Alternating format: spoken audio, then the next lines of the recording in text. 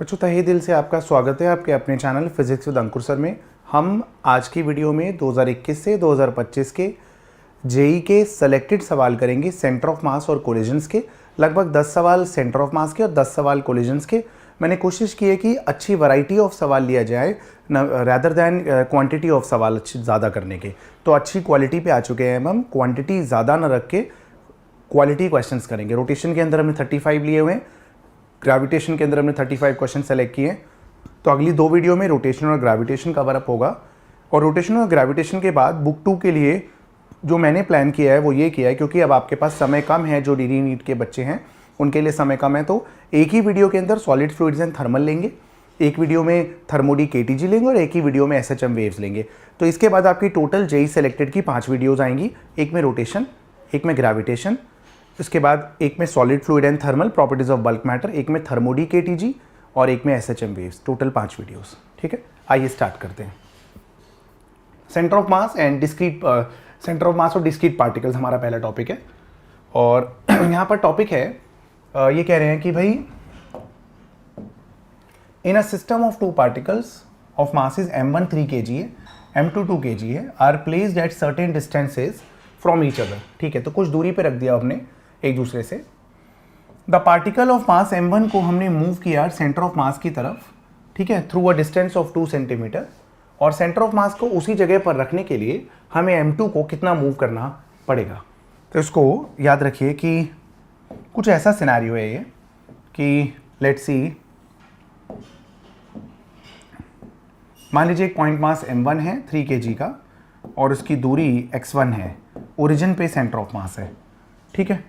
और एक पार्टिकल है m2 और उसकी दूरी ओरिजिन से x2 है और उसका मास यहाँ पर आपको 2 kg दे रखा है, ठीक है।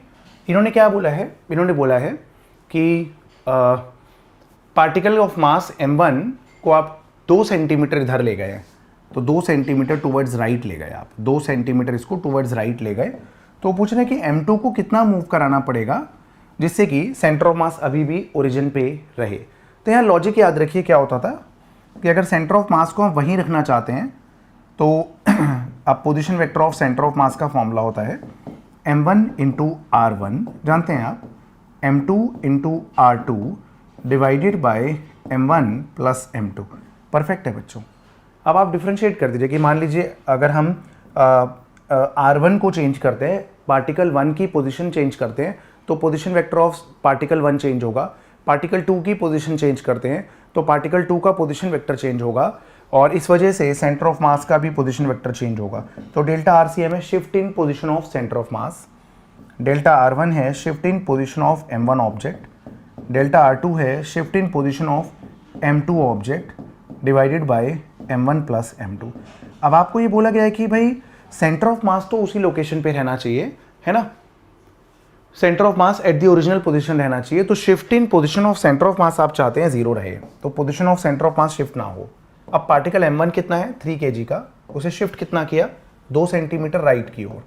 फिर पार्टिकल m2 कितना है 2 kg का, उसे शिफ्ट कितना किया, तो हमें नहीं पता उसे कितना शिफ्ट करना है, तो हम उसे बेसिकली इस डायरेक्शन में ले रहे हैं तो हम इसको -x ले लेते हैं, ठीक है। इसे हम -x ले लेते हैं कि हमें लेफ्ट में शिफ्ट करना है, -x ले लिया, ठीक है।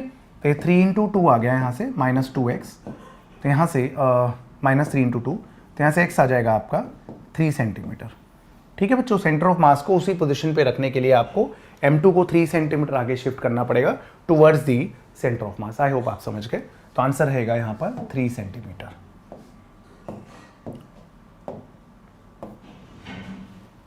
चलिए अगला सवाल देख लेते हैं। तो अगला सवाल है बालकों कि 3 आइडेंटिकल स्फेयर्स हैं, ईच ऑफ मास 2m, ठीक है, are placed at the corners of a right angle triangle with mutually perpendicular sides equal to 4 metre each. तो देखिए 2 परपेंडिकुलर साइड्स हैं 4 मीटर 4 मीटर, और इनकी वर्टिसेस पे आपने 3 आइडेंटिकल स्फेयर रखे हैं, उनका मास 2m ईच है। तो तीनों जो आइडेंटिकल स्फेयर्स हैं उनका मास 2m ईच है, okay. Taking the point of intersection of these 2 sides as origin, तो आप इसको ओरिजिन लेके चलते हैं, 0 0 लेके चलते हैं, okay. Then the magnitude of position vector, magnitude of position vector of centre of mass of the system 4√2/x है, तो x कितना है। तो ठीक है, आप इस पॉइंट के कोऑर्डिनेट्स बताइए 0,4, आप इस पॉइंट के कोऑर्डिनेट्स बताइए 4,0। तो अब डायरेक्टली यहाँ पर position vector of centre of मास निकाल लीजिए। सेंटर ऑफ मास का पोजीशन वेक्टर आने के बाद आपको उसका मैग्नीट्यूड लेना है, ठीक है। तो आर वेक्टर क्या होगा यहाँ से, आर वेक्टर होगा मास 2m into 0 i cap plus 4 j cap. दूसरे वाले का मास 2m into 0 i cap plus 0 j cap. तीसरा मास 2m into 4 i cap plus 0 j cap divided by total mass यहाँ पर 6m रहेगा। तो इसे सॉल्व करेंगे आर वेक्टर को तो क्या आएगा, 8m i कैप है ना by 6m, 8m j cap है सॉरी, तो ये आ जाएगा 8m j cap by 6m plus फिर से वही 8m i cap by 6m। तो यहाँ से कैंसिल हो गया, तो ये आएगा आपका 4/3 times of i cap plus j cap. अब आपसे बोला गया है जो सेंटर ऑफ मास का पोजीशन वेक्टर है उसका मैग्नीट्यूड गिवन है, तो मैग्नीट्यूड कैसे निकलेगा देखिए। तो magnitude of position vector of centre of मास होगा मॉड ऑफ आर, यहाँ से अंडर रूट में 4/3 का स्क्वायर प्लस 4/3 का स्क्वायर, सॉल्व करके आएगा 4√2/3, ठीक है। ये था आपका सॉल्व करके 4√2/x, ये था आपका 4√2/x। अगर आप यहाँ से कंपेयर करेंगे तो क्लियरली आपकी x की वैल्यू 3 प्राप्त होती है बच्चों, यहाँ से x की वैल्यू आपकी 3 है, ठीक है। तो आई होप आप समझ गए, आसान सवाल था। आइए अगला सवाल देखते हैं बालकों। ये तो मोमेंट ऑफ इनर्शिया का सवाल है, वैसे रोटेशनल चैप्टर का सवाल है, बट कोई बात नहीं, यहाँ दे दिया बाय चांस तो दे दिया, ध्यान नहीं दिया होगा हमने, माह में लगा होगा सेंटर ऑफ मास है। तो anyways, for equal masses m are placed at the corners of a square of length L as shown in the figure, the moment of inertia of the system about an axis passing through A and parallel to dB is। तो आपको इसके about moment of inertia बताना है basically, इसके about moment of inertia, तो कोई दिक्कत वाली बात नहीं है। ये परपेंडिकुलर डिस्टेंस हो जाएगा डायगोनल का आधा, ये डिस्टेंस कितना हो जाएगा, डायगोनल का आधा, √2 L/2 हो जाएगा, L/√2, ये भी हो जाएगा L/√2, ठीक है, सही है। और ये डिस्टेंस जो है आपका हो जाएगा √2L, ठीक है। तो अगर हम मोमेंट ऑफ इनर्शिया लिखना चाहें इस एक्सिस के अबाउट, जो भी हमने एक्सिस का नाम लिया है PQ एक्सिस, तो मोमेंट ऑफ इनर्शिया PQ के अबाउट क्या होगा। सेंटर ऑफ मास का क्वेश्चन नहीं है, मोमेंट ऑफ इनर्शिया का है, तो क्या हुआ, वो भी तो आपके सिलेबस में है बालकों, कुछ नहीं होता। तो मास, ये वाले मास का डिस्टेंस 0 है इस एक्सिस से, तो m into distance square plus m into ये वाली दूरी है L/√2 का स्क्वायर प्लस फिर से m इंटू L/√2 का square plus m into √2L का स्क्वायर। तो यहाँ से मोमेंट ऑफ इनर्शिया PQ के अबाउट आएगा mL²/2 plus mL²/2 plus 2mL²। यहाँ से आंसर आएगा बच्चों आपका 3mL² Indeed. Option number D आपका यहाँ पर करेक्ट आंसर रहेगा, ठीक है ना, आसान सवाल था बालकों। तो एक आध question by chance moment of inertia का आ गया है। अब centre of mass of continuous mass distribution, यहाँ पर बेरहमी से इंटीग्रेशन का इस्तेमाल करेंगे बालकों, तो यहाँ जरा स्टे ट्यून्ड है। चलिए, तो यहाँ मेहनत लगेगी, ये वाला तो चलिए आसान है, अगले वाले क्वेश्चंस में धांसू इंटीग्रेशन है, इस वाले में भी जेईई मेन है, धांसू इंटीग्रेशन इसमें भी, ठीक है। आइए देखते हैं, तो जरा स्टे ट्यून्ड नाउ। हाँ, a rod of length 5L is bent right angle across one of the side edge 12 दिख रहा है, तो the position of centre of mass of the system क्या होगा, ठीक है। तो ऐसा करिए, यूनिफॉर्म रॉड ले लीजिए, तो इस वाले पार्ट का मास 2m ले लीजिए, इस वाले पार्ट का मास 3m ले लीजिए, उस बात से कोई फर्क नहीं पड़ता। इसका सेंटर ऑफ मास होगा 0,3L/2 और इसका सेंटर ऑफ मास होगा L,0, ठीक है। थिकनेस को हम इग्नोरेबल ले रहे हैं, ओके। तो अब आप देख लीजिए x बार, अब क्या बोला गया है इसमें, अच्छा सेंटर ऑफ मास ही निकालना है, ठीक है। तो अब सीधे पोजीशन वेक्टर ही निकाल दीजिए सेंटर ऑफ मास का, तो होगा m1 into r1 plus m2 into r2 divided by m1 plus m2। सीधे आई कैप जे कैप में चाहिए तो सीधे xy कोऑर्डिनेट साथ में ले लीजिए, टंटा ही खत्म है ना। तो r वेक्टर क्या आएगा यहाँ पर, तो वर्टिकल वाले का मास 3m और उसका पोजीशन वेक्टर क्या है 0 i cap plus 3L/2 j cap, horizontal वाले का मास 2m और उसका पोजीशन वेक्टर है L i cap 0 j cap divided by mass क्या है 5 टाइम्स m ना, 3m + 2m। तो पोजीशन वेक्टर क्या आ रहा है एक बार देख लीजिए ध्यान से, m से m तबाह कर दीजिए तो ये आ जाएगा आपका 9l/10, सही लग रहा है, j कैप प्लस ये क्या है बताइए, ये आपका 2l/5 i कैप, चेक कर लें, सही लग रहा है। अब l की वैल्यू यहाँ पर 10 सेंटीमीटर डालनी है, तो अगर l की वैल्यू 10 सेंटीमीटर डालेंगे तो ये आ जाएगा 9j cap plus 4i cap. तो 4i cap plus 9j cap answer रहेगा, ऑप्शन नंबर ए आपका करेक्ट आंसर रहेगा। आइए बालकों, सुपर ब्यूटीफुल सवाल है, जेईई मेन 2025 का ताज़ा मामला है। तो क्वेश्चन देख लीजिए, इसमें इंटीग्रेशन भी ऐसा है कि कई बार बच्चे कंफ्यूज हो जाते हैं। तो centre of mass of a thin rectangular plate, ठीक है, with sides length a and b दिख रहा है, whose mass per unit area sigma जो है वो x के साथ वेरी कर रहा है, sigma is sigma naught x upon a b, ठीक है। तो x के साथ जो है वो मास पर यूनिट लेंथ, मास पर यूनिट एरिया वेरी कर रहा है। अब आपको क्या करना है, आपको सेंटर ऑफ मास बताना है। तो आप यहाँ पे एक स्ट्रिप ले लीजिए, ठीक है, उसका मास निकालिए और उसका सेंटर ऑफ मास निकालिए। उसका सेंटर ऑफ मास क्या होगा, उसका सेंटर ऑफ मास होगा आपका x, b/2। देखिए जो प्लेट है ना उसकी मास डेंसिटी x के साथ वेरी कर रही है, y के साथ वेरी नहीं कर रही। तो वो ऐसे जाके हो क्या रहा है, ये वाली स्ट्रिप हल्की है, ये और भारी, फिर ये और भारी होती जा रही है, फिर ये और भारी होती जा रही है ना। तो क्या हो रहा है कि ऐसे जाते जाते जाते मास बढ़ रहा है एक्स एक्सिस के अलोंग, बट वाई एक्सिस में कोई फर्क नहीं पड़ रहा। तो वाई एक्सिस में चाहे ये स्ट्रिप चाहे 1 kg की है, मान लीजिए उतनी थिकनेस की आगे स्ट्रिप 2 kg की हो गई, उतनी थिकनेस की अगली स्ट्रिप 3 kg की हो गई, उतनी थिकनेस की अगली स्ट्रिप 4 kg की हो गई, बट इन सबका centre of mass y coordinate तो उनके सेंटर पे ही लाया करेगा, सबका सेंटर ऑफ मास। मतलब ये 1 kg है तो आधा इधर आधा इधर, ये 2 किलो है तो 1 किलो 1 किलो, 3 किलो है तो 1.5 किलो 1.5 किलो, 4 किलो है तो 2 किलो 2 किलो। तो centre of mass y coordinate of centre of mass तो b/2 पे ही होगा, ठीक है। तो वो तो सब में ही b/2 है, वाह भाई वाह, ठीक है। तो y coordinate of centre of mass तो b/2 होगा, x कोऑर्डिनेट वेरी करेगा। x कोऑर्डिनेट को मैंने x लिया है यहाँ पर, x, b/2, क्योंकि x कोऑर्डिनेट में आधा नहीं होगा क्योंकि प्लेट यूनिफॉर्म नहीं है। इस स्क्वायर के सेंटर पे ही सेंटर ऑफ मास नहीं होगा क्योंकि प्लेट यूनिफॉर्म नहीं है, नॉन यूनिफॉर्म प्लेट है। अच्छा, अब क्या करेंगे, तो x बार का फॉर्मूला क्या होता है, integration x dm upon integration dm, और इंटीग्रेशन की लिमिट 0 से a तक पुट करेंगे, 0 से a तक, 0 से a तक, ठीक है भैया, बिल्कुल सही है। अब क्या करें, अब देखिए, अब हम क्या करेंगे, यहां पर x बार लेंगे इंटीग्रेशन में 0 से a तक, x हमने लिया। अब dm क्या होगा, dm होगा सिग्मा इंटू एरिया, है ना। तो होगा sigma into DA divided by 0 से a तक सिग्मा इंटू एलिमेंट्री एरिया, इस स्ट्रिप का एरिया जो कि होगा b इंटू dx, ठीक है बच्चों, यहाँ तक नोट करिए, इरेज करूँगा जरा।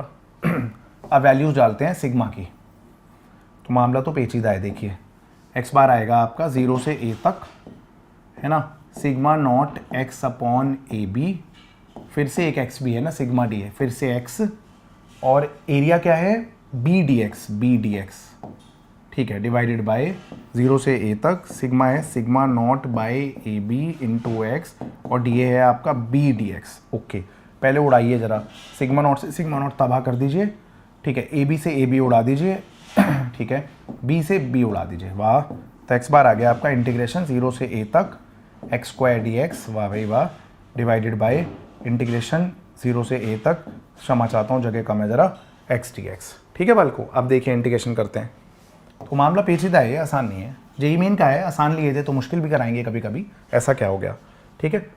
तो चलिए x बार आ गया, इसका क्या आएगा, पावर बढ़ जाएगी, वही पावर डिवाइड हो जाएगी, है ना। तो ये आ जाएगा आपका x³/3, और इंटीग्रेशन की लिमिट्स रहेंगी 0 से a तक। इधर आएगा आपका x²/2, इंटीग्रेशन की लिमिट्स रहेंगी 0 से a तक। तो यहाँ से x बार आ जाएगा आपका 2/3a। तो x coordinate of centre of mass 2/3a, और y कोऑर्डिनेट तो b/2 बता ही चुका हूँ, तो b ऑप्शन यहाँ से बच्चों आपका करेक्ट आंसर आ रहा है। और वैसे भी ये साफ दिख ही रहा था, इसमें ज़रूरत ही क्या थी, हमने चेक ही क्यों करा। देखो मास डेंसिटी तो बढ़ती जा रही थी लेफ्ट टू राइट, तो ये बात क्लियर थी, अगर मास डेंसिटी यूनिफॉर्म होती तो सेंटर ऑफ मास का x कोऑर्डिनेट a/2 होता, बट क्योंकि मास डेंसिटी बढ़ रही है तो x coordinate of centre of mass तो a/2 से ज़्यादा पे ही लाया करेगा। अब a/2 से ज़्यादा तो ये केस और ये केस था, अब बट b/2 हम बता ही चुके थे, तो बिना इंटीग्रेट करे ही बी ऑप्शन आ रहा था, बट मेरा कर्तव्य था आपको इंटीग्रेशन भी समझाना बालकों, है ना। चलिए एनीवेज अगला सवाल करेंगे बालकों। क्वेश्चन नंबर 6 फिर से इंटीग्रेशन आ गया ताबड़तोड़। देखिए तो इंटीग्रेशन में क्या कह रहे हैं, the distance of centre of mass from end a of one dimensional rod a b. अच्छा लीनियर मास डेंसिटी दे रखी है उसकी, तो एक वन डायमेंशनल रॉड है यहाँ पर, ठीक है। यहाँ पर एक वन डायमेंशनल रॉड है जिसकी लेंथ ये x इक्वल टू 0 है और ये x इक्वल टू एल है ना। और इसकी लीनियर मास डेंसिटी क्या है, रो इज इक्वल टू, इसकी लीनियर मास डेंसिटी है rho is equal to rho not 1 minus x square by l square, ठीक है, परफेक्ट है। अब distance of centre of mass बताना है आपको एंड ए से, ठीक है, परफेक्ट है। तो वैल्यू ऑफ अल्फा क्या होगा, तो यहाँ से आप x डिस्टेंस पे आप छोटा सा एलिमेंट ले लीजिए जिसकी लेंथ है dx। अब आप उस छोटे से एलिमेंट का मास dm निकाल लीजिए, और फिर इंटीग्रेशन तो आपको पता ही है ना सेंटर ऑफ मास के लिए कैसे करते हैं, integration x dm upon integration of dm, है ना। तो x बार कैसे निकलेगा, integration of x dm upon integration of dm। dm क्या होता है, वो छुटकू एलिमेंट का मास, ठीक है। आप देखिए तो x बार आ गया, x क्या है यहाँ पर, x तो x ही है, dm क्या है, dm है linear mass density into dx divided by फिर से रो dx, लेंथ का इंटीग्रेशन 0 से l तक, 0 से l तक, ठीक है बच्चों। अब आप यहाँ पर वैल्यूज पुट कर देते हैं तो क्या आएगा, x बार इंटीग्रेशन में 0 से l तक, रो की जगह rho not 1 minus x square by l square into में x dx डिवाइडेड बाई 0 से l तक rho not 1 minus x square by l square और सिर्फ dx। ओके, रो नॉट से रो नॉट तबाह कर दीजिए, रो नॉट से रो नॉट तबाह कर दीजिए। ब्यूटीफुल क्वेश्चन है बच्चों, है ना, तगड़े क्वेश्चन है, इंटीग्रेशन का थोड़ा टेस्ट मिल जाएगा आपको, ठीक है। आ जाइए x बार, अब इंटीग्रेशन खेलते हैं। तो ये था एक बार एक स्टेप और लिख देता हूँ, अच्छा रहेगा यार। 0 से l तक इंटीग्रेट करना, ये है x minus x cube by l square dx, और फिर नीचे क्या आ रहा है इंटीग्रेशन में 0 से l तक 1 minus x square by l square dx Indeed, सही है बच्चों, है ना। अब देखिए क्या करेंगे हम, अब देखिए हम क्या करेंगे यहाँ पर, अब हम करेंगे बच्चों इंटीग्रेशन की लिमिट्स पुट कर देते हैं यहाँ पर, तो ये आ जाएगा आपका x बार, और यहाँ भी हमने इंटीग्रेशन किया नहीं है, तो ये x square by 2 minus x 4 by 4 L square 0 से l तक divided by x minus x cube by 3l square 0 से l तक इंडीड, तो आ जाएगा आपका l square by 2 minus l square by 4, है ना। हाँ सही है, बिल्कुल सही है, और फिर l माइनस l बाई 3, सही है। ये आ जाएगा आपका l स्क्वायर बाई 4 आएगा, और ये आएगा आपका 2l बाई 3 बाल को, सही लग रहा है। तो अभी आ जाएगा आपका l से l उड़ गया, तो ये 3l बाई 8 आ रहा है मेरा, तो है ना। ये कैलकुलेशन चेक कर लीजिएगा बच्चों आप, हैं यहाँ पर कैलकुलेशन में कोई भी लोचा कर सकता हूँ मैं, कुछ पता नहीं लगता। तो मेरे हिसाब से अल्फा की वैल्यू 8 आ रही है, एक बार आप कैलकुलेशन चेक कर लीजिएगा खुद भी, है ना। चलिए कैलकुलेशन का लोचा मेरे से भी हो जाता है बहुत बार, एनीवेज चेक कर लें एक बार। x का x square by 2, x 4 by 4, x minus x cube by 3l square, l minus l by 3, l by 2 minus l square by 2 minus l square by 4, तो l स्क्वायर बाई 4 और 2l by 3, ठीक ही लग रहा है। बाकी आप देख लीजिएगा बालकों। चलिए अगला सवाल करेंगे बालकों, क्वेश्चन नंबर 7 ये रहा आपके सामने, तो देख लीजिए। डिस्क का मास m है with uniform surface mass density sigma is shown in the figure, the centre of mass of the quarter disc. तो भाई क्वार्टर डिस्क का तो फॉर्मूला होता है बालकों, आ जाइए, आइए फॉर्मूले लिखवाता हूँ। Semi circular wire 0,2r by pi, wire, ठीक है। क्वार्टर वायर सिर्फ वायर है, ये वाला वायर, प्लेट नहीं है, वायर है। इसका 2r by pi, 2r by pi, okay. फॉर्मूले आपके लिए, है ना। उसके बाद सेमी सर्कुलर पूरी प्लेट है आपकी बार पूरी प्लेट है, तो 0,4r बाई 3 पाई, है ना। उसके बाद बालकों क्वार्टर प्लेट, तो क्वार्टर प्लेट क्या होगा, जीरो नहीं, क्वार्टर प्लेट होगा 4r/3π, 4r/3π। ये फॉर्मूला है, मैं इंटीग्रेशन नहीं कर रहा हूँ। यहाँ पर भी क्वार्टर प्लेट बोला गया है और ये कह रहे हैं XA/3π। इसका सेंटर ऑफ मास क्या होगा? 4, रेडियस A है शायद, रेडियस A है, रेडियस A है, रेडियस A है, रेडियस क्या है? मेरे ख्याल से रेडियस A ही है ना, 4a/3π, 4a/3π। अब ये इन्होंने बोला है कि एक्चुअली में XA/3π, XA/3π है, तो कंपेयर करने पे बाल को x की वैल्यू 4 प्राप्त होती है, x की वैल्यू 4 प्राप्त होती है, where x is 4। I hope आप समझ गए। ठीक है बाल को, आ जाइए। डायरेक्ट फॉर्मूला था यार, इंटीग्रेशन क्यों करवाता जब फॉर्मूला था तो, है ना। चलिए अब आ गया कैविटी प्रॉब्लम। चलिए क्वेश्चन नंबर 8 देख लीजिए बाल को, कैविटी प्रॉब्लम। तो एक सर्कुलर होल है जिसकी रेडियस a/2 है, okay. Is cut off a circular disc of radius a, okay. The centroid या centre of mass of remaining circular portion is. तो भाई अदरवाइज सर्कुलर डिस्क में से एक और पार्ट रिमूव करा, जो शेडेड पोर्शन आपको दिख रहा है, आपको बेसिकली उसका सेंटर ऑफ मास निकालना है ना। तो ऐसे कैसे निकालते हैं देखिए, यहाँ पर देखिए लपेटते हैं इसको। तो हम एक बनाते हैं टेबल, बिग डिस्क, फिर हम बनाते हैं स्मॉल डिस्क, ठीक है। फिर हम लिखते हैं एरिया, तो बड़ी डिस्क का एरिया πa² को a ले लेते हैं। छोटी डिस्क का एरिया रेडियस a/2 है, तो πa/2 का स्क्वायर, तो एरिया 1/4। अब याद रखिए, अगर एक ऑब्जेक्ट 2 डायमेंशनल है तो उसका मास एरिया के डायरेक्टली प्रोपोर्शनल रहेगा, है ना।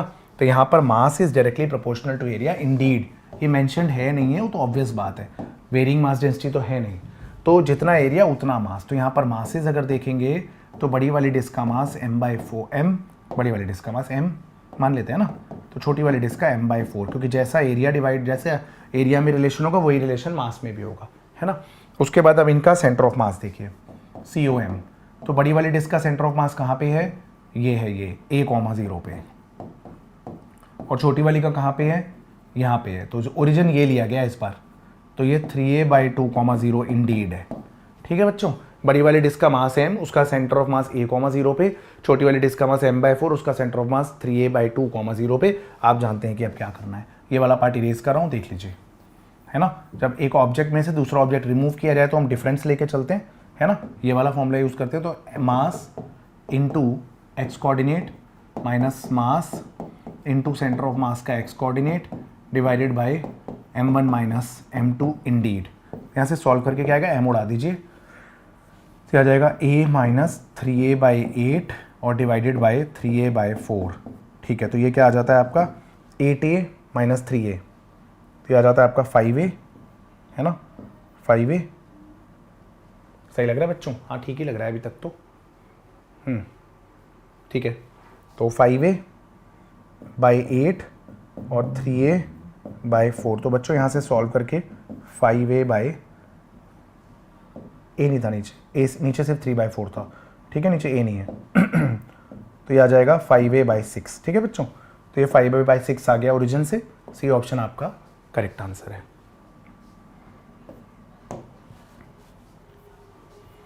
मोशन ऑफ सेंटर ऑफ मास का सवाल देख लेते हैं, ठीक है ना। तो क्वेश्चन क्या है अगला,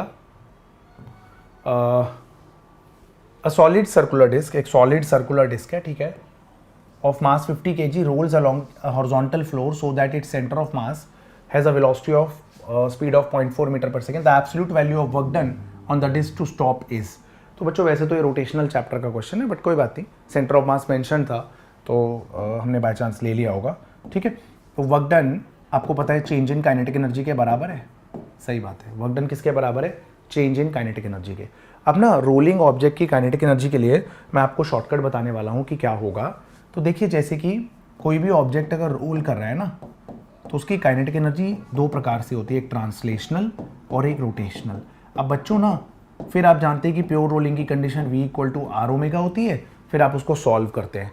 तो इसकी जगह मैं आपको एक शॉर्टकट सिखाने वाला हूँ कि काइनेटिक एनर्जी अगर कोई भी ऑब्जेक्ट प्योर रोल कर रही है ना, कोई भी ऑब्जेक्ट प्योर रोल कर रहा है, तो उसकी काइनेटिक एनर्जी होगी बीटा टाइम्स ½ mv²। बीटा कहलाता है रोलिंग नंबर। बीटा क्या कहलाता है? बीटा कहलाता है रोलिंग नंबर, ठीक है। बीटा को हम रोलिंग नंबर कहते हैं। अब ये क्या होता है? तो बीटा होता है 1 + I/mr²। बीटा होता है 1 प्लस आई अपॉन एम आर स्क्वायर। अगर आप यहाँ पर वैल्यूज पुट करेंगे ना तो बीटा आता जाएगा, ठीक है। आपको बहुत काम आएगा रोलिंग के, हालांकि रोलिंग अभी ओमिटेड है नीट में, तो जेई मेन के भी रिड्यूस सिलेबस में एक्चुअली में रोलिंग नहीं है, बट इस बार तो आया है 2026 में तो रोलिंग, ठीक है ना, अप्रैल सेशन में आया है, ठीक है। तो देखिए रिंग और हॉलो सिलेंडर, ठीक है, डिस्क और solid cylinder, ring, hollow cylinder, disc और सॉलिड सिलेंडर, उसके बाद हॉलोस्फीयर, उसके बाद सॉलिड स्फीयर, हॉलोस्फीयर और उसके बाद लास्टली आपका सॉलिड स्फीयर। तो मेरी बात सुनिए, मैं स्टेप्स खा रहा हूँ। तो बीटा के अंदर मोमेंट ऑफ इनर्शिया पुट करिए, तो रिंग और हॉलो सिलेंडर का moment of inertia m r square, तो 1 plus m r square by m r square, beta की वैल्यू इनके लिए 2 होगी। 1 plus m r square by 2 divided by m r square करेंगे तो इसके लिए बीटा 3/2 आएगा, हॉलोस्फीयर के लिए 5/3 आएगा और सॉलिड स्फीयर के लिए 7/5 आएगा। याद रखिएगा ये बात आप, ठीक है। तो बस इससे क्या होगा, इससे बहुत सारे शॉर्टकट्स होते हैं रोलिंग के अंदर, ठीक है। ऐसा नहीं है कि सर क्यों याद करें एक क्वेश्चन के लिए बीटा, बहुत सारे शॉर्टकट्स होते हैं। चाहे तो सुपर शॉर्टकट्स की वीडियो भी डाली हुई है मैंने चैनल पे, काफ़ी पुरानी वीडियो है, 4-5 साल पुरानी, पर उसमें सुपर शॉर्टकट से रोलिंग के सारे क्वेश्चन हो जाते हैं बिना कलम लगाए, ठीक है। Work done change in kinetic energy के बराबर है, तो फाइनल काइनेटिक एनर्जी तो जीरो ही होगी, आपको स्टॉप करना है डिस्क को, और इनिशियल काइनेटिक एनर्जी आप beta times half M we square ले लीजिए, तो work done final kinetic energy zero, initial kinetic energy half m beta times half M we square, disc था तो बीटा उसका 3/2 है, 3/2 टाइम्स हाफ, मास कितना है 50 kg, वी कितना है 0.4 इंटू 0.4, ठीक है, राइट। तो वर्क डन कितना आ गया -3/4, चलिए उड़ा देते हैं, रुक जाइए, इसको काट दीजिए यहाँ से और इसको आप 0.1 कर दीजिए, ओके, सही है। तो अब क्या आ जाएगा ये -3 इंटू 50 इंटू 1 इंटू 4/100, सही है। तो ये आ गया 2, तो ये आ गया -6। Absolute value of work done चाहिए तो 6 जूल आंसर है, ठीक है, 6 जूल आंसर रहेगा, राइट बच्चों, आसान सवाल था। तो रोलिंग बॉडी को अल्टीमेटली रोकना है, तो work done change in kinetic energy के बराबर है, final kinetic energy zero, initial kinetic energy half M we square plus half I omega square ना लेके beta times half M we square ले लीजिए, तो उसे एक ही बार में आंसर आ जाता है, ठीक है। चलिए, अब मैंने आपको बीटा क्यों सिखाया, मैं आपको 2 मिनट के लिए बता देता हूं कि ऐसे क्वेश्चन आपने देखे होंगे कि एक ऑब्जेक्ट प्योर रोल कर रहा है, तो बताइए उसकी fraction of kinetic energy translational जो है वो क्या होगी, तो उसकी काइनेटिक एनर्जी ट्रांसलेशनल होगी हाफ एम वी स्क्वायर। अगर कोई ऑब्जेक्ट प्योर रोल कर रहा है, उसकी रोलिंग की काइनेटिक एनर्जी होगी beta times, total kinetic energy होगी beta times half M we square. तो रोटेशनल वाली काइनेटिक एनर्जी, सिर्फ रोटेशन वाली जो होगी वो बीटा में, इस टोटल में से माइनस करो, beta -1 half M we square, है ना। अगर आपसे बोला जाए कि कितना फ्रैक्शन काइनेटिक एनर्जी का ट्रांसलेशनल होगा, तो translational kinetic energy upon total fraction of kinetic energy that is translational, super shortcut. Kinetic energy का कितना फ्रैक्शन रोटेशन की वजह से होगा, तो इस दिस माइनस टोटल करिए, तो बीटा -1 बाय बीटा, ठीक है ना बच्चों, ऐसे सवाल हो जाते हैं। उसके बाद आपको आ जाता है कि आपने देखा होगा इंक्लाइन प्लेन का क्वेश्चन होता है कि एक ऑब्जेक्ट इंक्लाइन प्लेन से प्योर रोल करता हुआ आ रहा है नीचे, तब उसका एक्सेलेरेशन क्या होगा। तो मैं आपको बता देता हूँ, सदैव उसका एक्सेलेरेशन आता है g sin theta by beta. अब अगर रिंग है तो उसका बीटा पुट करिए, डिस्क है तो उसका बीटा, हॉलो सिलेंडर है तो उसका बीटा, हॉलोस्फीयर है तो उसका बीटा, और सॉलिड स्फीयर है तो उसका बीटा, है ना। अगर ऑब्जेक्ट h हाइट से नीचे रोल करता हुआ आ रहा है, तो नीचे पहुंचने के बाद उसकी वेलोसिटी क्या होगी, √2gh बाय बीटा, ठीक है। टाइम क्या होगा 1/sin थीटा, नीचे आने में टाइम कितना लगेगा √ ठीक है 2h/g इंटू रूट के अंदर में बीटा, ठीक है बच्चों। ऐसे बहुत सारे शॉर्टकट्स हैं, मैंने आपको बताया रोलिंग के सारे शॉर्टकट्स लगते हैं, ठीक है ना। चलिए, तो ये कभी भी आपके ऐसे क्वेश्चन आ रहे थे रोलिंग के, तो बीटा वहाँ पर यूज़ हो रहा था। आप डिटेल वीडियो देख सकते हैं, पड़ी हुई ऑलरेडी चैनल पे चाहे तो, ठीक है। चलिए आइए बच्चों देखते हैं एक बार ये सवाल क्या पूछ रहे हैं हमसे। देखिए सवाल क्या है बच्चों, कह रहे हैं given below are 2 statements, one is labelled, ठीक है, एसेशन रीजन का क्वेश्चन है। 3 आइडेंटिकल स्फेयर्स हैं, इसका मतलब तीनों का मास सेम है, ओके। उसके बाद कह रहे हैं 1 डायमेंशनल मोशन होता है, shown in the figure, initial velocity इनकी 5, 2 और 4 है, ठीक है। If we wait sufficiently long for elastic collision to happen, मतलब इलास्टिक कोलिजन हो रहा है, ओके। तो बाद में ए की वेलोसिटी, बी की वेलोसिटी और सी की वेलोसिटी क्या हो जाएंगी, ये बोला है ना, बाद में क्या हो जाएंगी। Will be final velocities. तो ठीक है, आपको पता है during elastic collision in one dimension दो आइडेंटिकल बॉल्स अगर कोलाइड करती हैं तो उनकी वेलोसिटीज इंटरचेंज हो जाती हैं कोलिजन के बाद में। तो देखिए ये तो भाग रहा है तेज, ये धीरे चल रहा है, तो बी और सी तो पहले भिड़ेंगे नहीं, तो पहले तो ए और बी भिड़ेंगे और इनकी वेलोसिटीज इंटरचेंज हो जाएगी। इसकी वेलोसिटी 2 हो जाएगी, इसकी 5 हो जाएगी। फिर ये तेजी से भागेगा, इसको चेज करेगा, इससे भिड़ेगा, तो फिर से इनकी वेलोसिटीज अब इंटरचेंज हो जाएगी, तो इसकी 5 हो जाएगी और अब इसकी 4 हो जाएगी। तो अल्टीमेटली कोलिजन के बाद 2 4 5 हो जाएगा, 4 2 5 नहीं होगा, असर्शन गलत है, 2 4 5 हो जाएगा। रीजन है कि in an elastic collision between identical masses two objects exchange there velocities after collision. तो असर्शन रीजन बिल्कुल ट्रू है, तो असर्शन फॉल्स है बट रीजन ट्रू है। ऑप्शन नंबर सी आपका यहाँ पर करेक्ट आंसर रहेगा। आइए नेक्स्ट सवाल देखते हैं। तो देखिए बच्चों, ये सवाल है हमारा, as shown below bob a of a pendulum having mass less, ठीक है, string of radius r, okay, length r, is release from 60 degree to the vertical, it hits another bob of half the mass, ठीक है। तो इस Bob का मास M है, 60 degree के साथ आपने फेंका, तो ये अगर r है तो ये r cos 60 यानी r/2 है, तो ये ऑब्जेक्ट एक्चुअली में r/2 की हाइट से आ रहा है, हाँ ठीक है, और ये जाकर के एक्चुअली में इससे भिड़ रहा है, ठीक है। m मास, ये m मास है, ये भिड़ रहा है ऑलरेडी रखे हुए मास m/2 से, इंडीड। आई होप आप समझ गए, ठीक है। हाँ, अब क्या बोल रहे हैं, ठीक है, assuming elastic collision the magnitude of the velocity of the bob A, जो भिड़ा है उसी की वेलोसिटी पूछिए, कोलिजन के बाद में क्या होगी, ओके ठीक है। तो भिड़ने से पहले ही पहले बॉब बी तो रेस्ट पे, उसकी वेलोसिटी 0 थी, बॉब ए की वेलोसिटी √2gh होगी, √2 इंटू जी की जगह h की जगह r/2, तो u1 हो गया आपका √gr, ठीक है। अब आपसे हमने इसको 1 बोला है और इसको 2 बोला है ना, तो आपसे बाद में बॉब ए की ही वेलोसिटी पूछी है, तो बेसिकली आपसे v1 पूछा है, तो v1 का फॉर्मूला क्या होगा, m1 minus m2 upon m1 plus m2 into u1, 2m2 u2 वाला पार्ट तो 0 ही हो गया। तो m1 क्या है हमारा, m है, m2 हमारा m/2 है, divided by m plus m/2 Indeed, और ये रूट में gr है, ठीक है। आप समझ गए ना, m1 minus m2 upon m1 plus m2 u1 plus 2m2 u2 upon m1 plus m2 Indeed, तो ये 1/2 अपॉन 3/2, तो ये 1/3 टाइम्स √gr आपका आंसर रहेगा, 1/3 टाइम्स √gr, यानी आपका ऑप्शन नंबर बी यहाँ पर करेक्ट आंसर रहेगा बच्चों। अच्छा सवाल था, डायरेक्ट फॉर्मूला बेस्ड था, सोचने वाली बात थी। चलिए, पार्टिकल का मास m है, मूविंग विद वेलोसिटी v, तो एक पार्टिकल है जिसका मास m है और वो v वेलोसिटी से मूव करता है, ठीक है, collides with a stationary particle of mass 2m।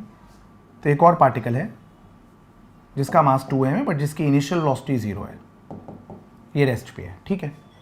After the collision they stick to each other and continue to move with the velocity, तो आसान है, आपको बस मोमेंटम कंजर्व करना है, बाद में जो कंबाइंड मास है वो 3m हो जाएगा और उसकी वेलोसिटी v डैश हो जाएगी, तो मोमेंटम कंजर्व कर दीजिए बस। इसका मोमेंटम mv, 2m वाले का मोमेंटम था ही नहीं पहले, और बाद में ये momentum 3m into we dash, तो यहाँ से v डैश क्या आ गया आपका v/3, यहाँ से v डैश की वैल्यू v/3 आएगी। ऑप्शन नंबर बी आपका यहाँ पर करेक्ट आंसर रहेगा।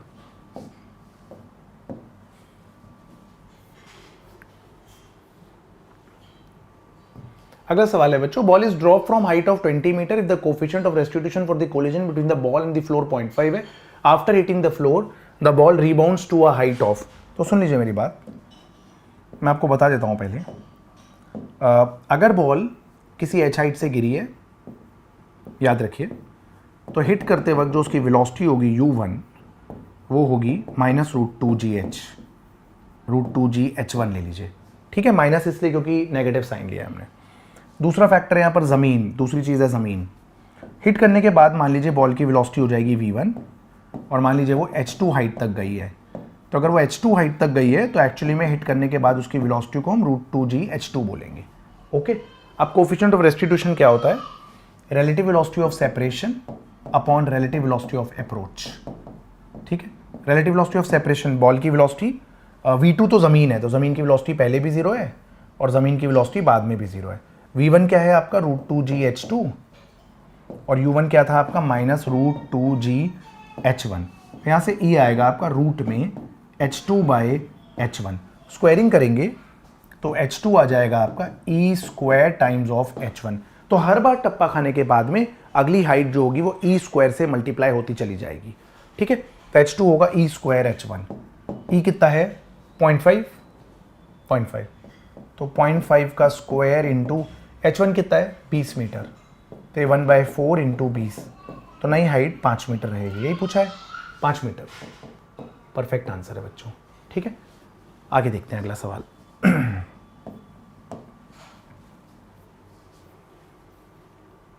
देखिए नेक्स्ट सवाल देख लीजिए, अब आप क्या बोल रहे हैं सवाल। A body of mass capital M, तो एक बॉडी है जिसका मास कैपिटल एम है, ऑब्जेक्ट है जिसका मास कैपिटल एम है, ठीक है, परफेक्ट है। ये एक्स हो गया, वाई हो गया, जेड हो गया। एक ऑब्जेक्ट का मास है हमारा capital M, explodes into 3 pieces of masses in the ratio 1:2, यानी एक को m/4 ले लीजिए, एक को m/4 ले लीजिए और एक को m/2 ले लीजिए, ठीक है। m/4 m/4 2 m/4 है ना, ठीक है। 2 smaller pieces fly off perpendicular to each other, तो जो m/4 है वो 30 मीटर पर सेकंड से गया, m/4 इंटू 30 आई कैप ले लीजिए, और दूसरा वाला m/4 भी परपेंडिकुलर गया है, तो m/4 इंटू 40 जे कैप ले लीजिए, ठीक है। Velocity of the third piece क्या होगा, तो जो ये पार्टिकल के टोटे टोटे हुए हैं ये कुछ इंटरनल फोर्सेस की वजह से हुए हैं, कोई एक्सटर्नल फोर्स एक्ट नहीं कर रहा। जब एक्सटर्नल फोर्स एक्ट नहीं करेगा तो लीनियर मोमेंटम कंजर्व्ड रहेगा। तो फाइनल इनिशियल लीनियर मोमेंटम अगर जीरो है तो फाइनल को भी जीरो होना पड़ेगा। तो m/4 into 30 I cap plus m/4 into 40 J cap plus m/2 into V3 निकालना है आपको। यहाँ से पूरी इक्वेशन से m उड़ा दीजिए, ठीक है। तो -30 I cap by 4 -40 J cap by 4 is m V3 by, m तो हट गया V3 बाई 2, सही है, सही है। 2 उड़ा दीजिए, तो -30 I cap -40 J cap divided by 2 V3 आ गया बच्चों। इसका मैग्नीट्यूड ले लीजिए आप, तो अगर आप मैग्नीट्यूड लेंगे ना तो आ जाएगा 50/2 25 आ जाएगा, है ना। रूट में 30 का स्क्वायर प्लस 40 का स्क्वायर, तो 2550/2 V3 आपका मैग्नीट्यूड में 25 आ जाएगा बच्चों, ठीक है, राइट। तो ये ऑप्शन नंबर बी आपका यहाँ पर करेक्ट आंसर रहेगा।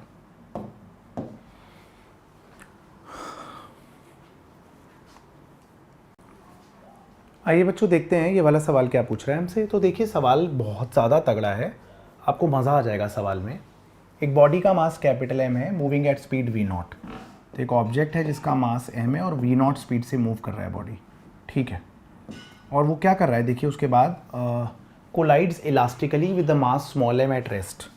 तो एक स्मॉल m मास है, ठीक है, जो रेस्ट पे है, उससे ये कोलाइड करता है इलास्टिकली। और ये ना हेड ऑन कोलिजन नहीं है, शायद ये ओब्लीक कोलिजन है। कह रहे the two masses move at angles θ1 and θ2 with respect to the initial direction. तो ये बिफोर कोलिजन का सिनेरियो है। अब कोलिजन के बाद का सिनेरियो क्या है, कैपिटल M जो है वो V1 से मूव करता है θ1 एंगल से, और स्मॉल m जो है वो V2 से मूव करता है और θ2 एंगल पे मूव करता है। यही गिवन है आपको, ठीक है, कोई दिक्कत नहीं है।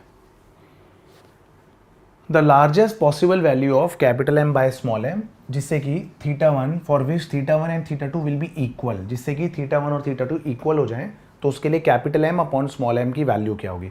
तो θ1 और θ2 को हम फिलहाल के लिए इक्वल ले लेते हैं, ओके, राइट। तो मोमेंटम कंजर्व करिए एक्स एक्सिस के लॉन्ग, तो अब हम इसको कैपिटल M V1 cos θ मान लेते हैं। तो इसको भी हम यहाँ पर स्मॉल m V2 cos θ मान लेते हैं, ठीक है, सही है। और ये कितना होगा यहाँ पर, ये होगा कैपिटल M V1 sin θ, है ना। और ये हो जाएगा हमारा small m V2 sin θ। θ1 θ2 equal है, बोला है कि कब इक्वल होंगे, capital M by small m की लार्जेस्ट वैल्यू क्या हो सकती है। तो सबसे पहला कॉन्सेप्ट मोमेंटम कंजर्व करिए। तो कैपिटल M V0 बराबर होगा कैपिटल M V1 cos θ के plus small m V2 cos θ के, ओके, ठीक है। तो यहाँ से इसको इक्वेशन 1 ले लीजिए। दूसरा कॉन्सेप्ट वाई एक्सिस के लॉन्ग, तो मोमेंटम पहले जीरो था तो बाद में भी जीरो होगा। तो M V1 capital M V1, ठीक है, कैपिटल M V1 sin θ बराबर है स्मॉल m V2 sin θ के। तो यहाँ से भी उड़ा दीजिए इसको, साइन थीटा से साइन थीटा उड़ा दीजिए। और आप देख पा रहे हैं कि अब हम V2 की वैल्यू को capital M by small m into V1 लिख लेते हैं। ठीक है, यहाँ तक ठीक है। अच्छा, अब क्या हो रहा है यहाँ पर, अब हो रहा है हमारा, देखिए, तो ये हमारी इक्वेशन 2 हो चुकी है। ठीक है, ये हमारी इक्वेशन 2 हो चुकी है। तो हम ऐसा करते हैं कि यहाँ पर V2 की वैल्यू पुट करके देखते हैं कि कुछ प्राप्ति हो रही है क्या। तो कैपिटल M V0 बराबर आ रहा है हमारा capital M V1 cos theta के, और V2 की जगह स्मॉल V2 की जगह हम लिख रहे हैं capital M by small m, फिर से स्मॉल m, और जगह दोबारा लिखना पड़ेगा बच्चों, जगह ज़रा कम रह गई। ठीक है, तो यहाँ पर हम सब्स्टिट्यूट कर रहे हैं V2 की वैल्यू। तो capital M V0 is equal to capital M V1 cos theta plus small m से स्मॉल m कट ही जाएगा, capital M V1 cos theta ही आ जाएगा। सही है बच्चों, तो यहाँ से आपका ना V0 की value basically 2V1 cos theta आ जा रही है। V0 की वैल्यू आपकी 2V1 कॉस थीटा आ जा रही है। परफेक्ट है बच्चों, तो यहाँ से आपकी V0 की वैल्यू आ गई है। और बाकी आपको कुछ और इक्वेशंस दिख गई हैं जो मैं लिख देता हूँ यहाँ पर साइड में। एक इक्वेशन आप, ये तो हट ही गई, अब इक्वेशन की ज़रूरत नहीं है। हाँ, एक ये इक्वेशन होगी, V2 है आपका capital M by small m into V1 बच्चों। ठीक है, अब हमें क्या करना है, अब हम देखते हैं कुछ और क्या देखते हैं। अब हम यहाँ पर काइनेटिक एनर्जी को कंजर्व कर देते हैं, क्योंकि कोलिजन तो इलास्टिक ही बोला है ना, इलास्टिक कोलिजन है। तो पहले मास क्या था, हाफ कैपिटल M V0 का स्क्वायर, और बाद में half capital M V1 square plus half small m V2 square. सही है, तो हाफ उड़ा दीजिए, पहले तो हाफ उड़ा दीजिए। अब आप स्मॉल m, आप V2 की वैल्यू डाल दीजिए। तो m V0 का square is equal to m V1 का स्क्वायर। V2 की वैल्यू डालेंगे तो ये आ जाएगा आपका बेसिकली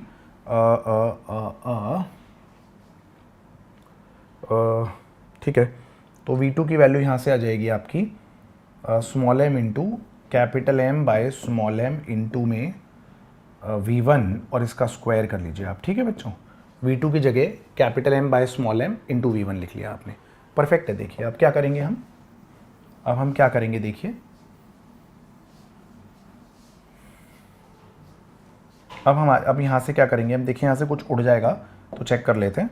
तो ये आ जाएगा M V0 का square is equal to M V1 का स्क्वायर प्लस एक स्मॉल m से स्मॉल m कैंसिल हो जाएगा, M V1 का स्क्वायर बाय M। सही है ना, सही है। अब हम क्या करेंगे यहाँ से, अब हम ऐसा करते हैं कि ठीक है, अब हम यहाँ से अब हम V0 की वैल्यू 2V1 cos थीटा डाल देते हैं। पहले M उड़ा दीजिए, चलिए M उड़ा दिया एक हमने, है ना। हाँ सही, ये M, एक और M बचेगा यहाँ पर, है ना। देखिए हमने क्या किया था, एक और M बचेगा ना बच्चों यहाँ से, है ना। एक capital M cut, small m कटा था ना, कैपिटल M थोड़ा ना कटा था। ठीक है, तो ये हट गया।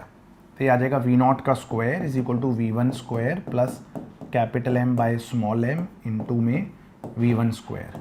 ठीक है, अब V0 की वैल्यू डाल दीजिए, तो 2V1 cos थीटा का whole square is equal to V1 square plus capital M by small m into V1 square. आप समझ गए थे ना बच्चों, हमने हाफ m स्मॉल m, देखिए अगर आप कंफ्यूज हो रहे हैं तो मैं आपको बता देता हूँ, मैंने कैपिटल M मिस किया था ना। देखिए half small m into V2 square था काइनेटिक एनर्जी ना, तो हाफ स्मॉल m, V2 क्या था, capital M by small m into V1 का स्क्वायर। तो देख लीजिए हाफ, एक स्मॉल m से स्मॉल m कटा, बट ऊपर कैपिटल M बचा था।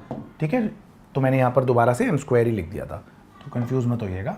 ठीक है, चलिए चलिए चलिए चलिए अब देखते हैं आगे की कहानी। मुझे लग रहा है कि हम पहुँच गए हैं कहीं ना कहीं। तो ठीक है, V1 स्क्वायर कैंसिल हो जाएगा, तो यह आ जाएगा आपका 4 टाइम्स कॉस स्क्वायर थीटा। सही है, 4 times cos square theta is equal to 1 plus capital M by small m। ठीक है, तो capital M by small m plus 1 less than equal to 4 होगा, क्योंकि कॉस स्क्वायर थीटा 1 से छोटा होता है ना। तो cos square theta is less than equal to 1, तो ये 4 कॉस स्क्वायर थीटा जो है वो लेस देन इक्वल टू 4 हो जाएगा। तो capital M by small m जो है वो लेस देन इक्वल टू 3 हो जाएगा। ठीक है, तो capital M by small m की लार्जेस्ट पॉसिबल वैल्यू जो है वो 3 होगी बच्चों। ऑप्शन नंबर सी आपका यहाँ पर करेक्ट आंसर रहेगा। तगड़ा क्वेश्चन था बच्चों, बहुत तगड़ा लग रहा है। यहाँ पर खुशबू आई है जेई की, है बालकों। आइए बच्चों देखते हैं ये सवाल हमसे क्या पूछ रहा है एक बार। तो एक बुलेट है जिसका मास 10 ग्राम है, moving with velocity v, collides head on with stationary bob of a pendulum and recoil कर रही है बुलेट 100 मीटर पर सेकेंड से। अच्छा ठीक है। The length of the pendulum 0.5 है और मास ऑफ द बॉब 1 kg है। मिनिमम वैल्यू v की बतानी है जिससे कि ये पेंडुलम सर्कल डिस्क्राइब कर ले। तो ये तो पता ही है हमें। बेसिकली हम चाहते हैं कि बॉब की वेलोसिटी बाद में √5 g r हो जाए, क्योंकि वर्टिकल सर्कुलर मोशन कंप्लीट करने के लिए बॉटम मोस्ट पॉइंट पे वेलोसिटी √5 g r ही होती है। ये आ गई बॉब की वेलोसिटी 5 मीटर पर सेकेंड। ठीक है बच्चों, बॉब की वेलोसिटी बाद में 5 मीटर पर सेकेंड चाहिए। अब सिनेरियो ये है कि आप मोमेंटम कंजर्व कर दीजिए। तो पहले बुलेट का मास इनटू बुलेट की वेलोसिटी, बॉब का पहले 0 है, और बाद में बुलेट का मास, बुलेट रिकॉइल कर रही है 100 मीटर पर सेकेंड से, और बॉब का मास इनटू वेलोसिटी 5 आ गया। बस इतना ही करना है। हाँ, ये 1/100 हो गया, ये 1/100, ये तो 1 ही आ गया, तो v बाई 100 आ गया, और ये -1 + 5 4 आ गया, तो v यहाँ से आपका 400 आ गया बच्चों। ये 4 है, 4। ठीक है, आसान सवाल था। 400 मीटर पर सेकेंड आंसर रहेगा। बस मोमेंटम कंजर्वेशन और वर्टिकल सर्कुलर मोशन कंप्लीट करने के लिए बॉटम मोस्ट पॉइंट पे वेलोसिटी √5 g r होती है, ये आपको पता होना चाहिए। यहाँ पर वेलोसिटी √5 g r होती है, ये आपको पता होना चाहिए। इतनी सी बात थी बस, है ना। चलिए आइए बच्चों अगला सवाल देखते हैं। ये वाला सवाल क्वेश्चन नंबर 17 हमसे कह रहा है कि एक रॉड का मास m, ये है ब्यूटीफुल क्वेश्चन। यहाँ पर रोटेशन का कॉन्सेप्ट, इलास्टिक कोलिजन का कॉन्सेप्ट, सारे कॉन्सेप्ट्स लगेंगे। देखिए, एक रॉड का मास है m, length l, lying on a horizontal frictionless surface पे लाई करता है। एक पार्टिकल का मास स्मॉल m है, तो रॉड का मास m, रॉड की लेंथ l, इतना याद रखिए। ठीक है, उसके अलावा पार्टिकल जो है उसका मास स्मॉल m है, travelling along the surface, hits at one end with velocity u। तो ठीक है, पार्टिकल का मास m है, u वेलोसिटी से जाके एक पॉइंट पे हिट करता है। ठीक है, जिस वजह से रॉड आगे भी जाएगा v वेलोसिटी से, रॉड घूमेगा भी। ठीक है, परफेक्ट है। ये a पॉइंट मान लीजिए, b पॉइंट मान लीजिए। ओके, तो the collision is completely elastic, तो आप मोमेंटम कंजर्व कर सकते हैं। और कोलिजन के बाद जो ये पार्टिकल है वो रेस्ट पे आ गया, तो जो घूमेगा बस रॉड ही घूमेगा। Ratio of masses small m by capital M क्या है? अच्छा, तो सबसे पहले आप मोमेंटम कंजर्व करिए। स्मॉल mu कैपिटल MB के बराबर है, ये पहला कॉन्सेप्ट है। दूसरा, आप सेंटर के अबाउट एंगुलर मोमेंटम को भी कंजर्व करिए। तो एंगुलर मोमेंटम क्या है? mu into distance L/2 is equal to, क्योंकि बाद में ये पहले है मोमेंटम, mu इंटू डिस्टेंस आधा L/2, और बाद में सिर्फ रॉड ही घूमा है, बाद में पार्टिकल रेस्ट पे आ गया, ये क्वेश्चन में बोला गया है। ठीक है, ठीक है, तो ये हो जाएगा I ओमेगा, है ना। तो mL²/12 इंटू ओमेगा। ठीक है, तो ये आप यहाँ से अगर आप निकालना चाहें तो ओमेगा आएगा आपका mu 6mu by capital ml। Check कर लें एक बार, एक L से एक L कट गया, कैपिटल ML नीचे आ गया, और 6mu बाय, ठीक है, बिल्कुल परफेक्ट है। ये क्वेश्चन 2 है बच्चों। अब अगर कोलिजन आपको इलास्टिक बोला गया है, तो आप यहाँ पर कोफिशिएंट ऑफ रेस्टिट्यूशन इस ए पॉइंट की वेलोसिटी क्या होगी कोलिजन के बाद? देखिए, v तो सेंटर ऑफ मास की वेलोसिटी है, प्लस r ओमेगा, तो v plus r omega, r है L/2 इंटू ओमेगा, तो ए पॉइंट की वेलोसिटी आफ्टर कोलिजन की होगी। तो कोफिशिएंट ऑफ रेस्टिट्यूशन होता है v2 minus v1 divided by u1 minus u2। ठीक है, E1 है, v2 है v प्लस ओमेगा L/2, बाद में पार्टिकल रेस्ट पे आ गया, और इनिशियली पार्टिकल की वेलोसिटी u है टोटल, और u2 0 था, रॉड पहले 0 पे था। तो यहाँ से आपके 2-3 कॉन्सेप्ट यूज हो गए। अब आपको इन सारी इक्वेशंस को सॉल्व करना है। तो mu आपका कैपिटल MV के बराबर है, आप इसको इक्वेशन 1 भी ले चुके हैं। अब आपको इन सारी इक्वेशंस को मेहनत करके सॉल्व करना है एनीवेज। ठीक है, तो आप देख चुके हैं कि v plus omega L/2 u के बराबर है। ओके, राइट, तो v plus omega L/2 u के बराबर है। ओमेगा की वैल्यू डाल देते हैं यहाँ से, v, हाँ ठीक है, तो v प्लस ओमेगा की वैल्यू अगर हम डालते हैं, ओमेगा L की वैल्यू, तो ओमेगा L की वैल्यू है 6mu बाई कैपिटल M, है ना। ओमेगा L की value 6mu by capital M divided by 2, ये आपकी u के बराबर है। सही है बच्चों, सही है बिल्कुल। अच्छा, सही है। और v की वैल्यू वहाँ से डाल देते हैं इक्वेशन 1 से, small M U by capital M plus 6 times 3 times plus 3 times आ गया बच्चों, ये ना M U by capital M, U के बराबर, यू भी कैंसिल हो गया, बहुत ही बढ़िया। तो देखिए अब आप आ गया ये 4 small m by capital M 1 के बराबर है, तो small m by capital M की वैल्यू 1/4 है बच्चों। इन्होंने वो 1/x बोली है तो x की वैल्यू 4 हो गई। तो बहुत बढ़िया क्वेश्चन था बच्चों। Collision of a particle with a rod, जो रॉड हिंज्ड भी नहीं है, तो ऐसे क्वेश्चन में आपको ये वाले कॉन्सेप्ट इस्तेमाल करने हैं। तगड़ा क्वेश्चन था ये वाला, है ना। आ जाइए क्वेश्चन नंबर 18 देखते हैं बाल को। ये भी बढ़िया क्वेश्चन है बहुत मार्केट का। टू आइडेंटिकल ब्लॉक्स है ए और B, mass M, smooth horizontal floor पे हैं, light spring natural length L, spring constant K. Third block of C of mass M moving with the velocity V along the line joining A B collides with A. तो यहाँ पर collides का mention करा करो भाई, elastically या इन elastically. ये ना जेई मेन में भी लोचा कर देता है, इलास्टिकली है ये, ठीक है। तो इन इलास्टिकली में कुछ अलग लॉजिक होगा, इलास्टिकली में कुछ अलग लॉजिक होगा, है ना।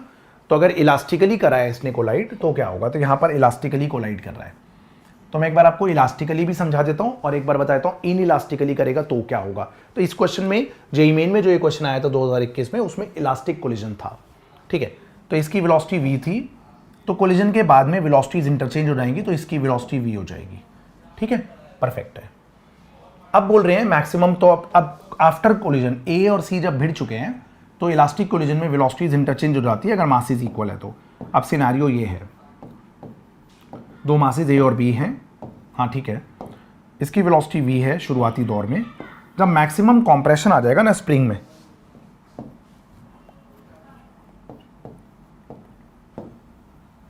जब मैक्सिमम कंप्रेशन आना चाहिए ना स्प्रिंग में, जब तब उस समय पर ये दोनों सेम वेलोसिटी v डैश से मूव करने लगेंगे, ठीक है, परफेक्ट है। अब सुनिए, तो पहले तो मोमेंटम कंजर्व कर दीजिए, mv, दोनों ब्लॉक जब सेम वेलोसिटी से मूव करेंगे तो 2m इंटू वी डैश हो जाएगा। तो यहाँ से वी डैश की वैल्यू आपकी v/2 आ जाएगी, ठीक है। दूसरा फिर आप टोटल एनर्जी कंजर्व कर दीजिए। टोटल एनर्जी कंजर्व करते वक्त half into M we square एक ब्लॉक की काइनेटिक एनर्जी थी, बाद में दोनों की काइनेटिक एनर्जी होगी हाफ इंटू 2m, मतलब half M V dash square plus half M V dash square, तो half into 2m into we dash square. बची हुई एनर्जी काइनेटिक एनर्जी के तौर पे मिली होगी स्प्रिंग को, ठीक है, ठीक है। तो half M we square, okay, ऐसा करते हैं हाफ उड़ा देते हैं सब जगह से, है ना, पहले हाफ उड़ा देते हैं। तो 1/2 उड़ा दिया, तो m we square is equal to 2m into we dash है आपका फिर से v/2 का square plus k x square. तो एम वी स्क्वायर में से m we square by 2 minus करेंगे तो एम वी स्क्वायर बाई 2 आपका के एक्स स्क्वायर के बराबर आएगा। तो ठीक है, तो v और रूट में m/2 के आंसर रहेगा यहाँ पर कॉम्प्रेशन का, है ना, हाँ ठीक है। तो डी ऑप्शन यहाँ पर बच्चों आपका करेक्ट आंसर रहेगा। अच्छा, अगर ये क्वेश्चन में हो जाता कि कोलिजन परफेक्टली इनइलास्टिक है तो क्या होता, तो एक बार यहाँ पर तो आंसर डी आ चुका है, आप समझ चुके हैं। अगर ये कोलिजन परफेक्टली इनइलास्टिक होता तो क्या लोचा होता, तो सुनिए, तो ये v वेलोसिटी से भिड़ता इससे, जब परफेक्टली इनइलास्टिक होता तो ए और सी दोनों एक ही ऑब्जेक्ट बन जाते, मास 2m हो जाता इनका, है ना, और ये फिर v/2 से जाते, क्योंकि यहाँ पर मोमेंटम कंजर्व करते आप तो v/2 कर देते, क्योंकि परफेक्टली इनइलास्टिक है तो सी और ए जुड़ के सिंगल बॉडी बन गए, ठीक है। और ये अपना B object as it is रह गया अभी के लिए, ठीक है। अब अगर at the time of maximum compression बोला जाता तो क्या होता है, ये सिंगल मास 2m है और ये जो है वो m है, और दोनों मान लीजिए कॉमन वेलोसिटी v डैश से जा रहे हैं, ठीक है। तो फिर से आप मोमेंटम कंजर्व करते, और वो कैसे करते, 2m इंटू में v/2। मैं ये क्वेश्चन तो करा चुका हूँ, आपको बता रहा हूँ अगर परफेक्टली इनइलास्टिक कोलिजन होता तो क्या होता, ठीक है। 2m इंटू v/2 और वहाँ पर momentum 2m into we dash plus m into we dash. तो बच्चों यहाँ से v डैश आ जाता ना, यहाँ से v डैश आ जाता। उसके बाद में फिर आपको वही करना था एनर्जी कंजर्वेशन। तो इसकी कितनी काइनेटिक एनर्जी थी, पहले half into 2m into v/2 का स्क्वायर, बाद में क्या होगा, तो half into 2m into we dash का square, half into m into we dash का स्क्वायर, और बची हुई एनर्जी काइनेटिक पोटेंशियल एनर्जी की फॉर्म में स्टोर हो गई स्प्रिंग में। आप समझ गए, अगर परफेक्टली इनइलास्टिक होता तो आप क्या करते, है ना बालकों, मज़ा आया होगा आपको, उम्मीद है क्वेश्चन में, ठीक है। आइए क्वेश्चन 19 देख लेते हैं, कुछ अंग्रेजी दिख रही है 19 में। अंग्रेजी क्या है? Given below are two statements, one is labelled as assertion and other is labelled as reason. ठीक है. Body P having mass capital M moving with speed U has head on collision elastically with another body Q having mass small m initially at rest. ठीक है. तो body Q will have a maximum speed equal to, तो body 2 Q का V2 क्या होता है? V2 होता है M2 minus M1 upon M1 elastic है ना, head on elastically, M1 plus M2 into U2 plus 2 M1 U1 upon M1 plus M2 है ना. M1 minus M2 upon M1 plus M2 U1 plus 2 M2 U2 होता है. तो ये V2 में interchange कर देते हैं ना. तो U2 तो जीरो ही है, बॉडी Q तो पहले रेस्ट पे ही थी, U2 तो जीरो ही है. तो V2 क्या हो गया? 2M और बॉडी P का मास है कैपिटल M, तो 2 times capital M speed U upon capital M plus small m. और कैपिटल M बहुत मैसिव है, तो डिनोमिनेटर में आप स्मॉल m को इग्नोर कर सकते हैं. ठीक है. तो डिनोमिनेटर को आपने छोटा किया है, तो V2 जो आएगा वो मैक्सिमम वैल्यू ही आएगी, अप्रॉक्सीमेटली आ जाएगी 2mu by 2m by m. तो V2 की वैल्यू 2u आएगी और ये मैक्सिमम वैल्यू है, क्योंकि डिनोमिनेटर को आपने छोटा ही किया, डिनोमिनेटर में कुछ इग्नोर किया है, तो ये मैक्सिमम वैल्यू ही आ रही है. तो ये बात सही है बिल्कुल, 2u. हाँ ठीक है. और during elastic collision the momentum and kinetic energy both are conserve. तो यहीं से ही अब एक्चुअली में जो फॉर्मूला है वो यहीं से निकला है ना, काइनेटिक एनर्जी और मोमेंटम को कंजर्व करके. तो असर्शन रीजन दोनों ट्रू है, करेक्ट एक्सप्लेनेशन भी है. ठीक है. चलिए आ जाइए नेक्स्ट क्वेश्चन देखते हैं एक बार. Question number, spring mass system पे एक क्वेश्चन और दोबारा आ गया. आ जाइए देखते हैं. बढ़िया क्वेश्चन है बालको, ये नकली क्वेश्चन है. तो 20 थे COM और कोलिजन के, बट सुपर ब्यूटीफुल सवाल थे, देखा होगा आपने. Consider 2 blocks A and B of masses 10 kilo, ठीक है, और 5 kilo, that are placed on a frictionless table. Okay. The block A moves with a constant speed, इसकी वेलोसिटी 3 मीटर पर सेकंड है. ओके अगेन ठीक है. Spring constant, जिसका 3000 spring constant. ठीक है. After the collision suppose that blocks A and B along the spring in constant compression state move together. दोनों block साथ में मूव कर रहे हैं, तो आपको मोमेंटम कंजर्व करना पड़ेगा, जैसे वो वाला केस था वैसे ही करना पड़ेगा. तो मास इंटू वेलोसिटी पहले is equal to total mass into velocity V dash. तो यहाँ से V डैश आपका 2 मीटर पर सेकंड आ गया, आपने मोमेंटम को कंजर्व कर दिया. ठीक है. उसके बाद आप टोटल एनर्जी को कंजर्व कर दीजिए, बस इतनी सी बात है. कैसे करेंगे? तो हाफ इंटू पहले कितनी काइनेटिक एनर्जी, मास इंटू वेलोसिटी का स्क्वायर. और कहाँ गई वो काइनेटिक एनर्जी? दोनों मास बाद में V डैश स्पीड से ट्रैवल करें, तो मास का सम ही कर दो, V डैश 2 है, बची हुई एनर्जी जो है वो स्प्रिंग को मिली है हाफ K इंटू में x का स्क्वायर. ओके. तो ये आ जाएगा 90/2 45, ये आ जाएगा आपका 30, ये आ जाएगा आपका 1500 इंटू एक्स स्क्वायर. सही है बच्चों. तो ये आ जाएगा 15/1500, एक्स स्क्वायर आ जाएगा आपका 15 डिवाइडेड बाय 1500, तो आ जाएगा 0.01. रूट लेंगे तो x की वैल्यू 0.1 मीटर आती है. यही तो पूछा है. हाँ ठीक है, 0.1 मीटर. बी ऑप्शन आपका करेक्ट आंसर रहेगा.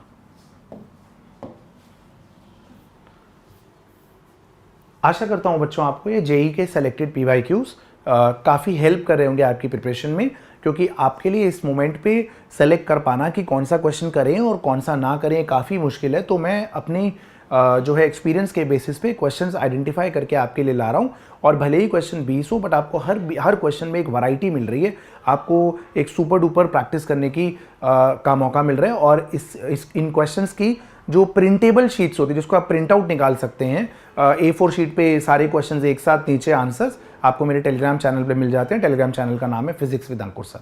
ठीक है. Thank you so much. All the best for your exam.